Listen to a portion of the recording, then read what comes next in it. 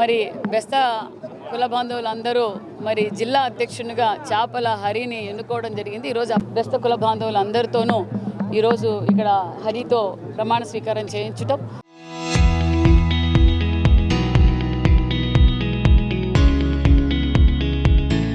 మరి అదేవిధంగా మరి బెస్త కులస్తులు కూడా గుర్తించిన ప్రభుత్వమే కూటమి ప్రభుత్వం అనే విషయం కూడా తెలియజేస్తూ ఎన్నికల సమయంలో మేము ఏదైతే మాట ఇచ్చామో ఆ మాట నిలబెట్టుకున్న ప్రభుత్వం కూటమి ప్రభుత్వం అని కూడా తెలియజేస్తూ సుమారుగా 1.5 లక్షల మంది ప్రజలకు మరి ఏదైతే వేట సమయంలో నిషేధించిన సమయంలో మరి 20,000 రూపాయలు అందించిన ప్రభుత్వం కూటమి ప్రభుత్వం. అదేవిధంగా మరి చేపల వేటకు పోయినప్పుడు అనుకోకుండా జరగరానిది ఏదైనా జరిగితే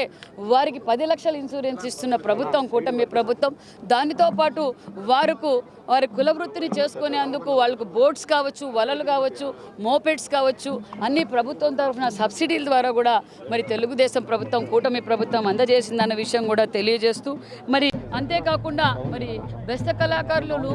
ఈరోజు ప్రోత్సహిస్తూ, ఎందుకంటే భారతదేశంలోనే ఎక్కువగా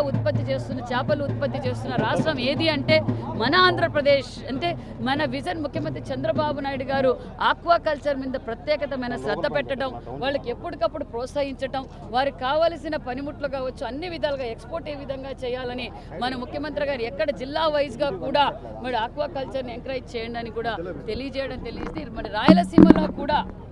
గతంలో ఒకప్పుడు ఎడారిలా ఉండే రాయలసీమ ఈరోజు సస్యశ్యామలం చేసిన అపర భగీరథుడు పరిశ్రమల సృష్టికర్త చంద్రబాబు నాయుడు గారు. మరి ఇక్కడున్న బెస్త కులస్తులకు అందరికీ కూడా మేము తెలియజేస్తాం, ఖచ్చితంగా మీరు ఆక్వాకల్చర్కి ముందుకు రండి, ప్రభుత్వం తరఫున అందజేయవలసిన సబ్సిడీలు, ఎంకరేజ్మెంటు, మార్కెటింగ్ కూడా మేమే చూస్తామని కూడా వారందరికీ తెలియజేయడం కూడా తెలిసిందనే విషయం కూడా తెలియజేస్తూ మరి